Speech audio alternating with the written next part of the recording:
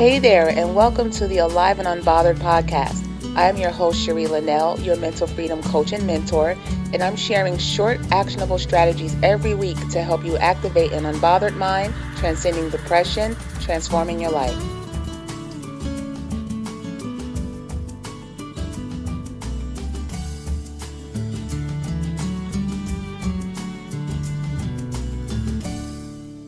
Hey there, friends. I'm going to get right to it in this episode about an epiphany I experienced about having made the connection that our words are powerful. Our words are powerful enough to create anything.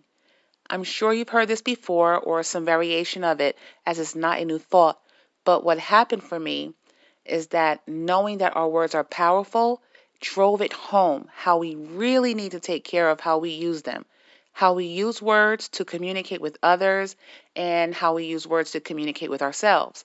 So with that said, I began looking at how I think, and I'm an overthinking machine.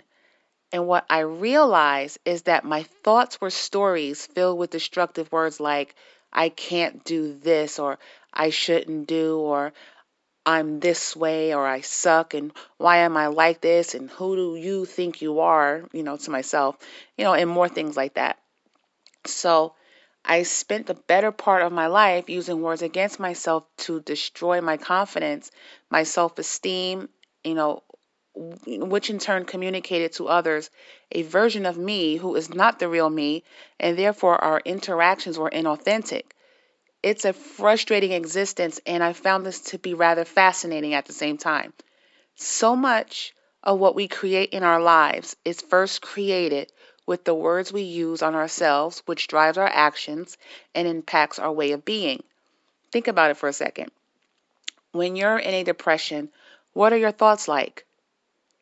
For instance, when you think that no one cares, or you're a failure, or not good enough for this or that, you ever notice how what you think will show up as real and appear to you in kind? Sometimes those thoughts can get dark and scary, but check out what it is you're saying to yourself and about yourself for that matter. It's not real. And if it's not real, then you can create an alternate thought and it will show up as real and appear to you in kind.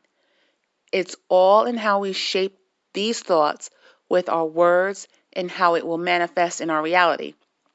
So here's a thought. Again, not a new one, but one that can open the door for you to become objective and have a choice in the way to be, how you show up in life for yourself and others.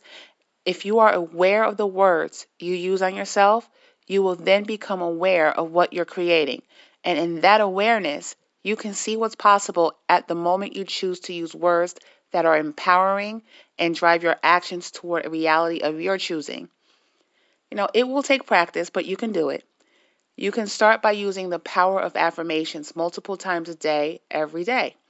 If you're not sure of what affirmations are, they are words strung into sentences that are designed to empower you to take a stand in the reality of your choosing.